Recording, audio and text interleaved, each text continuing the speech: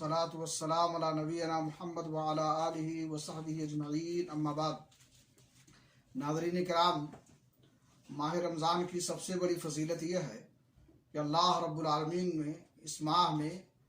اپنے بندوں کی رشد و ہدایت کے لیے اپنی مقدس کتاب قرآن کریم کو نازل فرمایا، جو ہدایت اور رہنمائی کا سرچشمہ ہے تمام انسانیت کے لیے۔ اللہ تعالیٰ نے فرمایا: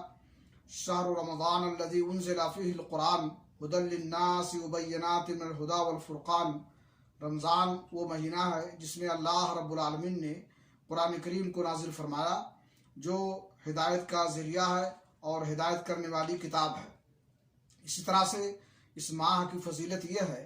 کہ اللہ رب العالمین اس مہینے میں جنت کے دروازوں کو کھول دیتا ہے اور جہنم کے دروازوں کو بند کر دیا جاتا ہے۔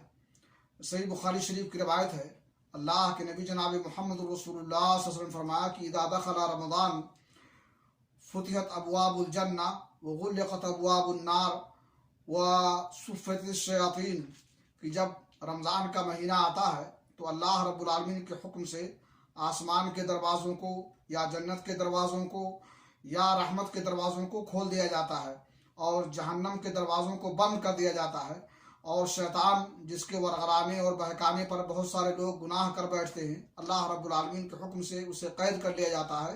بند کر لیا جاتا ہے۔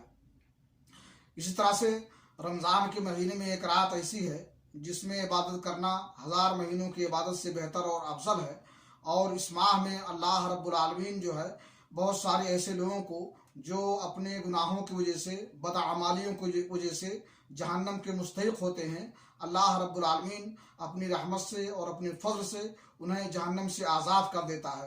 اس ماہ کی بڑی فضیلت